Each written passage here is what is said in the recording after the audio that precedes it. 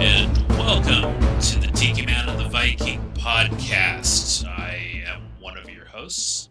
This is the Viking. I am William Bryan Johnson, author of Hell to Pay, The Dark Cry of Erised, and hopefully a soon to be released sci fi fantasy novel yet unnamed. And I introduce to you the Tiki Man.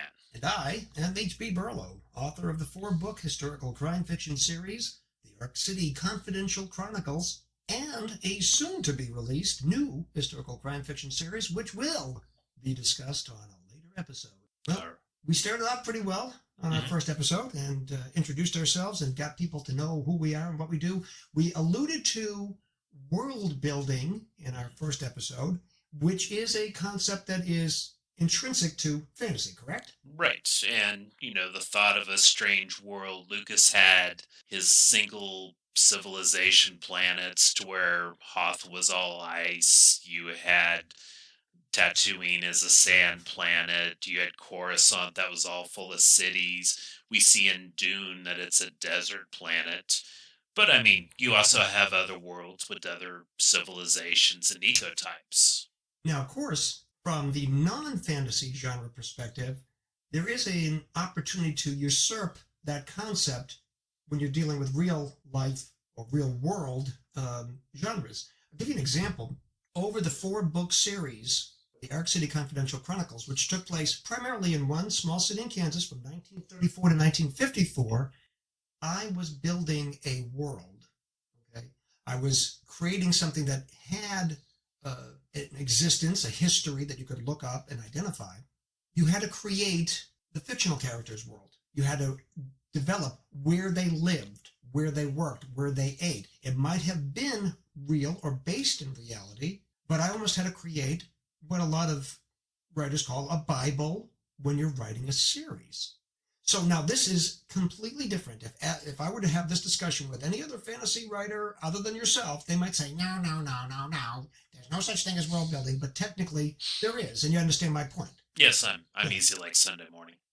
Yes, and we're not going to start singing on this particular podcast, that's for sure. So world building to me, not in the fantasy genre, basically means establishing a set of parameters, the friends, the family, the locations, and almost creating a map, even by using a real map or real photos. And I've gone onto websites to download photos of our city, our Kansas City, Kansas, and now with my new series, which takes place in Wichita, countless photos. That allows me to visualize where everything is taking place. Mm-hmm. Now that, in terms of world building, is easier for me than what you do. Can you define for those listening who may not write within the fantasy genre, what is world building within your genre? In fantasy, it can mean several different things. Sometimes people use Earth-like planets, and it's basically gravity's the same, oceans, land types. Nothing's out of the ordinary. But sometimes in high fantasy and epic, you have odd things that are going on. You have problems with maybe multiple moons or some sort of catastrophic events and things that have happened over the history that have formed the area that you have. And I mean, sometimes you're even forming, hey, what type of solar system is this? What type of galaxy is this? One of the favorite things I did with my students was we would talk about how solar systems, usually a single sun is kind of rare. Most of these have binary sun units. And so you have two suns that rotate around each other. And here I am making finger movements. Nobody can see them. I can, don't worry. Thank you. And you have planets revolving outside the rotation of those two.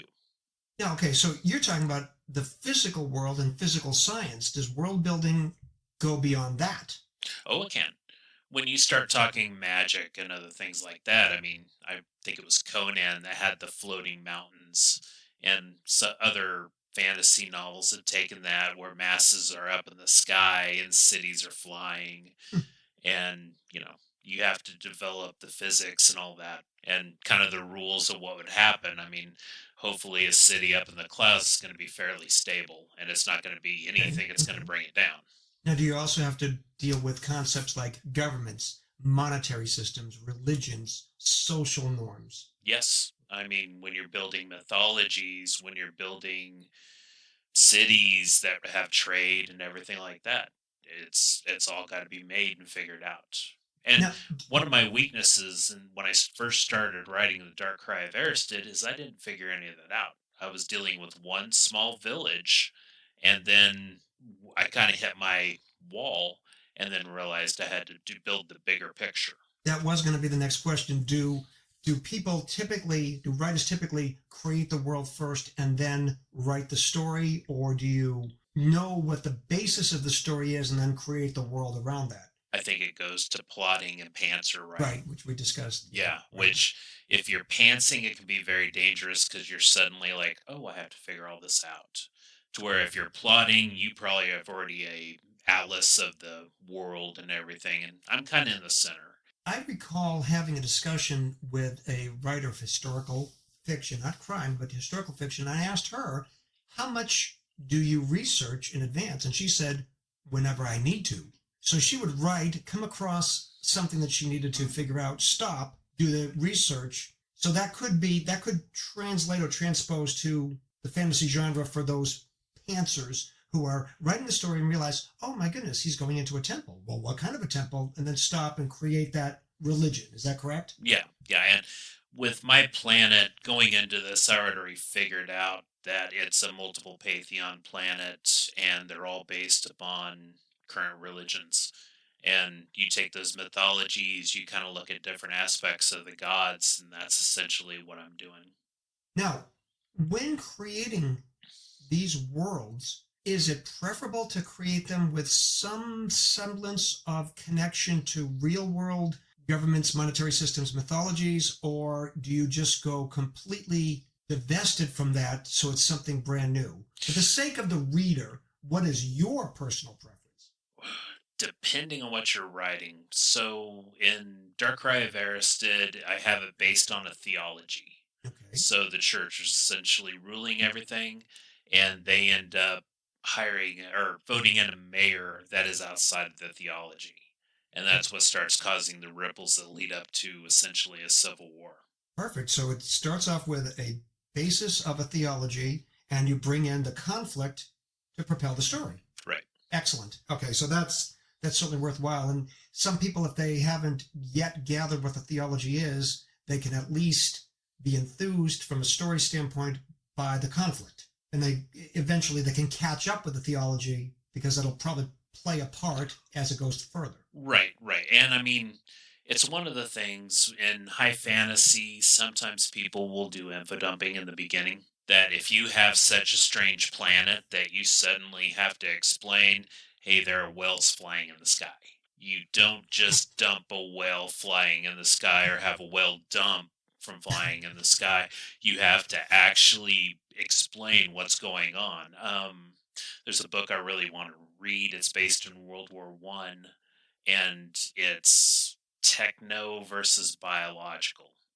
And so the techno side has flying whales, and the other side has like robots, big mechs, mechanized type robots that walk around and have somebody inside of them. And you have to explain it early on, or have situations that kind of explain it so you don't lose your reader. Right. Now, original Star Wars, A New Hope, Hmm. start off with that scroll like we Hmm. would find in a movie serial from the 1940s. Not necessarily an info dump, but more like it almost seemed to me like it was a recap, assuming we already knew what was going on. And it told us, hey, we're up to this point now, and you all know that. And I was a 15-year-old kid watching it going, okay, I guess I do know that. And it was great the way they captured that. Obviously, we're talking the difference between the visual medium and the writing medium. And of course, we all know that most of our editors and publishers do not like info dumps, but we have to find a way to get all of this invaluable information to the reader. What is your preference? Do you like to just infuse, or have you done info dumps in the past? Oh, I've done info dumps in the past, and then you try to fix them on rewrites. You try to Okay. figure out a situation that you can ease that into versus just suddenly exploding and having a soliloquy of essentially, well, why is the church leaving everything? Well, it's because the way it is. Because if we take a look at this, the king is actually an immortal god, and or you can just ease it into the story. Now, I'm sure for you, it's a little bit more complex than it is for me. My crime fiction is first person narrative, so the reader learns what the private investigator learns as they're going along. You have multiple perspectives, so you, it seems to me, would have to, some people know more than others. Mhm. So, how does that work out? How do you coordinate the viewpoints and what each character knows or doesn't know? Usually, I'm doing person limited, Okay, and it's the camera flying behind. It understands some of what the people are thinking. Usually, the main character, but you have a little bit more view of what's going on everywhere. that is choice in perspective that determines whether something's easier or harder. Mhm. Exactly. Okay, so I mean, bottom line is world building in fantasy is create an ecosystem, Mhm. for lack of a better expression. Those that are plotters will have the whole pyramid of existence already built out. Some people know the basics, and as a writer, create as they go along. Right. Okay. Now, Cry of Aristid is book one. Yes. Okay. And do you believe that it will be easier to do book two having already established the parameters for book one? Yes, because after I established the parameters of book one, other things started writing themselves. Like right now, I'm working on a prequel, which seems utterly backwards, but now this is a story I need to tell before I jump forward.